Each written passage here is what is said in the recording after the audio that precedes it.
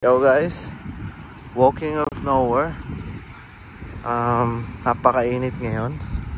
Para kang niluluto, para tayo nasa sa loob ng oven. Pero here we go, naglalakad pa rin kami kasi Eid ngayon. Today is June 5, Eid dito sa UAE. Walang car leave, madalang ang taxi, mahirap makakuha ng taxi. At ngayon, nag-bus lang kami. Supposed to be alas 7 na ngayon, at 6:30 pa yung duty namin, so late namin ng 30 minutes. So what to do? So lalakad, nandito na kami sa Badir banda, papasok na kami.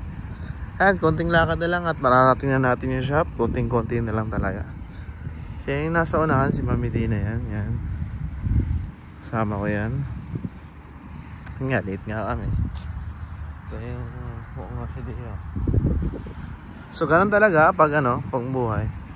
Mahirap kasi dito yung car lift. Di sila nag-message kagabi na walang car lift ngayon.